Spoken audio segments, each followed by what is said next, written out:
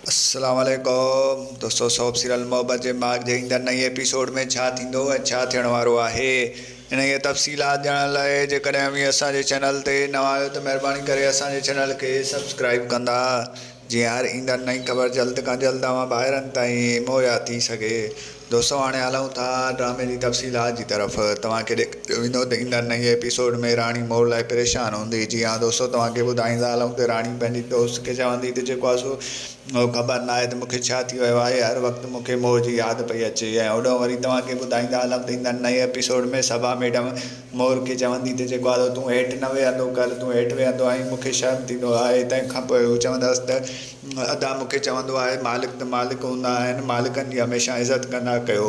हक़ीक़त इहा आहे त वफ़ादार इंसान ईअं थियणु घुरिजे, पर अॼुकल्ह जा इंसान ख़बर न आहे अलाए छो वफ़ा उनखे विसारे दगाबाज़ थी चुका आहिनि।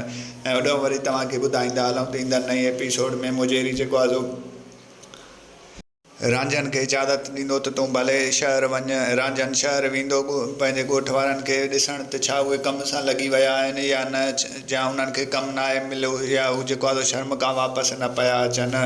ऐं तव्हांखे ॿुधाईंदा हलूं त उहो ॻोठु वेंदो ऐं होॾो वरी तव्हांखे ॿुधाईंदा हलूं त कमीनो ऑफिसर जेको आहे सो हाणे ऐं उन मोर ग़रीब जेको ॼणो लॻंदो ऐं चवंदो त हिन मोर खे कंहिं बि हालत में मां कुटे त वापसि मोकिले छॾींदुसि। ऐं तव्हांखे ॿुधाईंदा हलूं इहा ख़बर जॾहिं सबा बेगम खे पवंदी त जेको आहे सो तमामु घणो गुसो कंदी हिन कमीने शख़्स ते, जीअं हिन जी बेइज़ती कयईं इन खां वधीक बेइज़ती हुनजी कंदी। ऐं तव्हांखे ॿुधाईंदा हलूं त मुजेरी वारा बि परेशान हूंदा ऐं चवंदा त ख़बर न आहे त हितां जेके माण्हू विया आहिनि उहे कमाइण लॻा आहिनि या न। ऐं होॾो तव्हांखे ॿुधाईंदा हलूं त रांझनि त मिड़ई बहानो पियो करे, पर रांझनि त जेको आहे सो नाज़ा खे ॻोल्हण लाइ पियो वञे। जी हाँ दोस्तों, तव्हांखे मुंहिंजो रिपोर्ट कीअं लॻो कमेंट में पंहिंजो राय ॾींदा। वठंदा इजाज़त, मिलंदासीं नए वीडियो में, रखंदा पंहिंजो ख़्यालु, ॾींदा इजाज़त, अल्लाह हाफ़िज़।